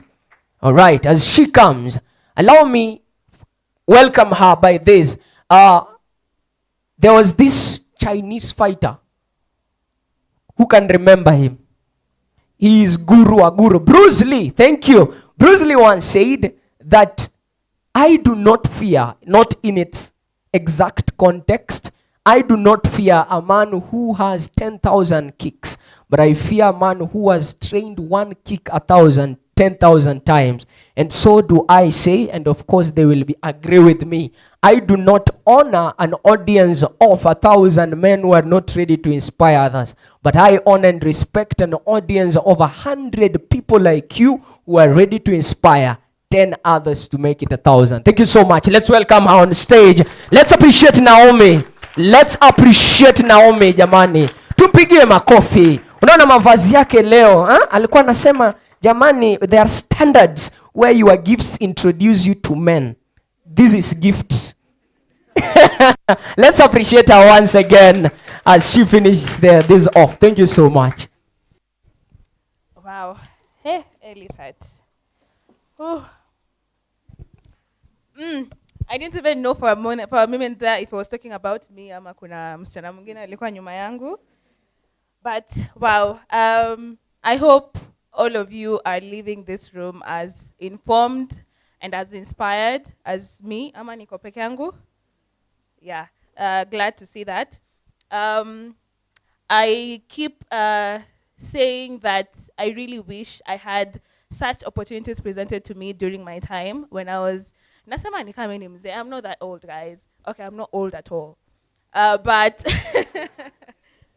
but I seriously did not have any of these opportunities presented to me when I was in campus or when I was just a fresh graduate. I really had to work a lot to, to even see or even hear from people within the space that I wanted to get into, within the industry that I wanted to get into. So for you guys to be able to have this opportunity presented to you on a silver platter is, honestly, I'm envious, but sasa tutadu. So I'm really thankful for each one of you for taking the time to come here today. I understand this is a long weekend. Kuna watu sahi mngekuwa mshafika Naivasha, wengine Nyanyuki, wengine sijui wapi Suswa, but I am very thankful that you took some time out of your schedules today to show up to this Future of Finance seminar. There are definitely going to be more to come. So for those who didn't scan our QR codes, make sure you do. Follow our pages. We usually post there anything and everything happening from BNK, within BNK. We do a lot of these seminars. We do a lot of workshops and clinics in institutions. The KU team here can attest to that. KCA, JQuad, Strathmore, though today I didn't really see anybody from Strathmore show up today. But yes, so I'd like you guys to follow our pages keenly. Like I said, our marketing team is always at hand. If you need any support, if you have any questions regarding our programs, as you can see, we have a very cool boss, Pia, by the way. Hata unaweza mpigia yeye directly, atakujibu tu. So for us, we are very welcome. We are welcoming all of you. Like he said, mentorship to us is a key thing. So we not only just want to come and train you and then you get your certificate and leave. We're not like a university or a college where, you know, business model yetu tu ni take your money and then get your certificate and walk out. So we, like Solomon said, I'm not a football fan, but I hear Liverpool wanasemanga you'll never walk alone. Yeah, so you really will never walk alone as long as you train with us. We will work with you. We will help you place you within our huge span of clients with whom they consult. You know, when you wanna consult na sisi ni mwana po English ingekuwa ngumu. But yes, so training English ili exit. So I'm looking more. I'm looking forward to seeing more of your faces. I'm looking forward to engaging with you further. And I do hope that I get this opportunity to see more of you. And this time, mutakuwa mna roll up in V8 hapo hivyo na CX5, sindio? Haya, sawa sawa. Thank you so much, guys. And I think that's it. Kama kuna mtu hajashiba down there, just where we had lunch. There's some takeaway food that's been packed. So takeaway food, tapitia tu hapo chini and you'll carry what you need. All right, so I think that is it for